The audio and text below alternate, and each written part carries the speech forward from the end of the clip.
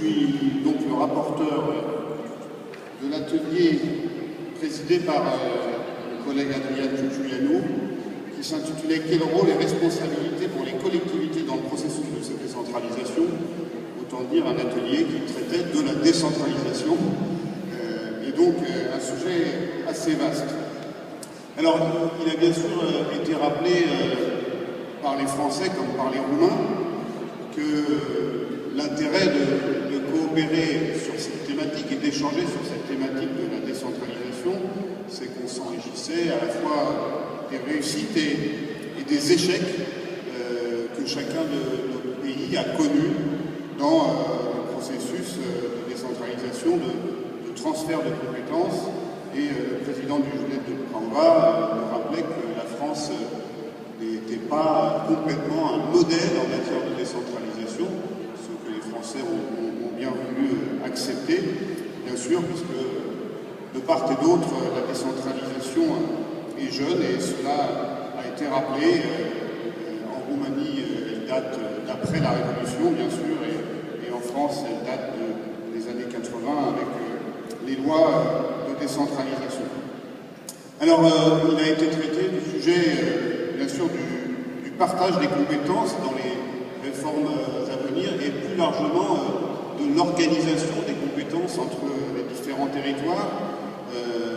Les Roumains se sont interrogés sur le fait que la France a 36 000 communes. J'ai rappelé d'ailleurs que 36 000 communes, c'est autant de communes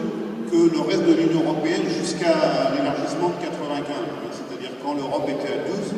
eh bien la France avait autant de communes que dans le reste de l'Europe, alors que la Roumanie, je crois, à peu près même très exactement, 2686 communes aujourd'hui. Et donc,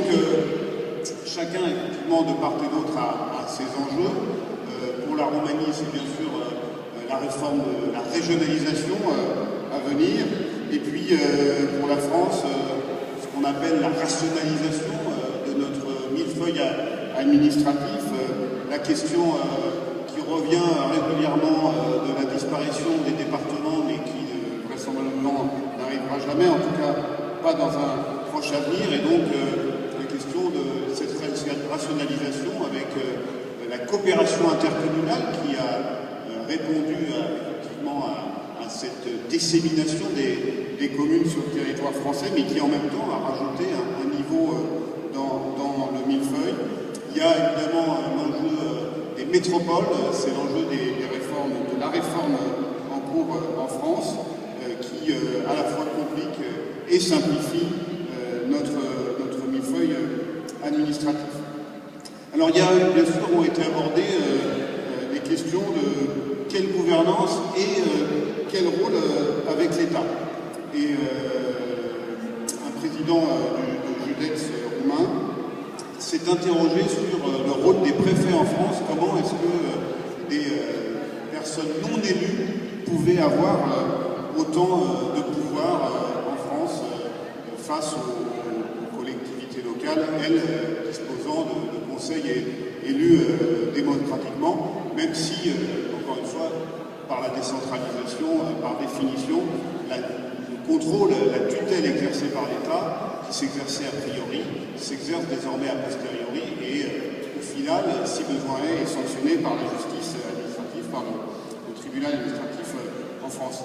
Et puis, quelle gouvernance? Certains ont abordé la question, évidemment, du lien avec la société civile. Quelle gouvernance, quelle démocratie participative, quel lien avec les citoyens, et puis au fond, quels défis, à quels défis sont confrontés aujourd'hui nos territoires. Et c'est peut-être en répondant à ces questions-là qu'on doit ensuite définir quelle décentralisation on doit construire de part et d'autre de nos territoires, les défis de l'emploi, les défis du climat, les défis bien sûr des inégalités sociales. Alors on a parlé aussi de la captation des fonds structurels européens, avec au fond une idée assez simple, qui est que eh bien, les autorités locales et régionales sont aujourd'hui de plus en plus des acteurs très important dans la construction européenne et que le principe de subsidiarité qui est à l'origine de la création de l'Union européenne doit également s'appliquer au niveau des fonds européens et au fond faire en sorte que les collectivités locales que nous sommes soient davantage actrices et en tout cas puissent capter directement les fonds structurels européens. Ce serait à la fois l'application du principe de subsidiarité, mais ce serait évidemment également une façon d'inciter fortement à la solidarité entre nos territoires, autre principe, autre valeur qui était à l'origine de la création de l'Union européenne, parce qu'évidemment, si la coopération entre nos territoires, ce sur quoi nous travaillons tous, puisque c'est pour ça que nous sommes là ici, était évidemment financée par les fonds structurels, elle serait forcément renforcée, et donc plus de subsidiarité, c'est évidemment plus de solidarité entre les territoires de l'Union européenne, en tout cas entre les territoires français et roumains. Alors des pistes de coopération, elles n'ont pas été isolées de la discussion, mais elles ont été évidemment présentées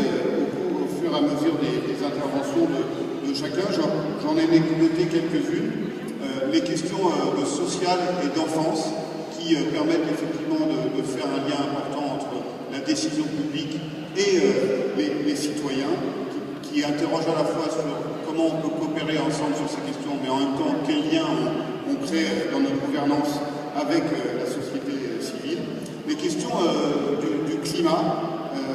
puisque c'est un engagement européen, mais auquel de plus en plus les collectivités locales elles-mêmes sont confrontées, puisque si on prend en particulier nos villes, elles concentrent plus de 75% des émissions de gaz à effet de serre, et donc elles doivent pouvoir effectivement, dans les transferts de compétences, pouvoir acquérir la compétence énergie, mais elles doivent aussi pouvoir travailler ensemble, coopérer ensemble pour travailler à ces objectifs européens